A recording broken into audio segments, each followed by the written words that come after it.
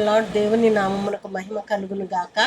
ఈరోజు దేవుని వాగ్దానము, బలమును పరాక్రమమును నీ దానములు, హెచ్చించు వాడవును అందరికీ బలమిచ్చు వాడవును నీవే.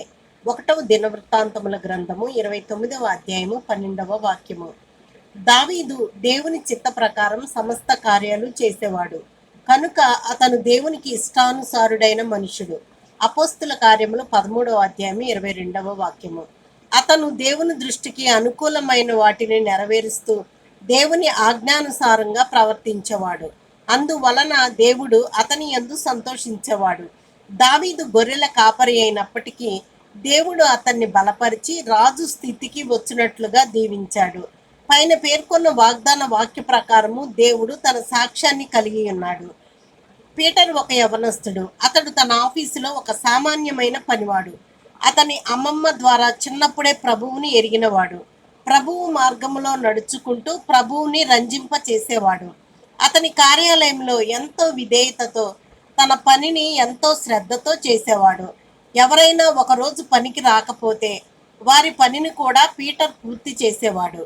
మరునాడు అతడు వచ్చి అతని పనిని పీటర్ పూర్తి చేయడం చూసి నివ్వెరపోయేవాళ్ళు. దీనంతటికీ కారణం అతడు ప్రతిరోజు ప్రభువుతో గడపడమే. పనికి వెళ్లే ముందు ప్రార్థనలో గడపమని అతని అమ్మమ్మ నేర్పించింది. కనుక ప్రభువు అతనికి జ్ఞానాన్ని బలాన్ని అనుగ్రహించాడు. క్రమంగా అతడు శాఖాపరమైన పరీక్షలు వ్రాసి విజయాన్ని పొంది ఉద్యోగంలో ఉన్నత స్థితికి చేరుకున్నాడు.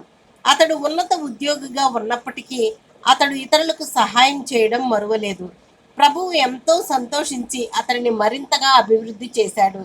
దావీదు వలె క్రమంగా ఉన్నత స్థితికి చేరుకున్నాడు. ప్రియులారా, ఉన్నత స్థితికి చేరుకునేందుకు తప్పుడు మార్గాలను ఎంచుకోవద్దు. ఈ యమనుడి వలె మరియు దావీదు వలె దేవుని నుండి వచ్చు రక్షణ అను బలమును మరియు ఆయన యొక్క మేలులను పొందుకొనండి. ప్రార్థన.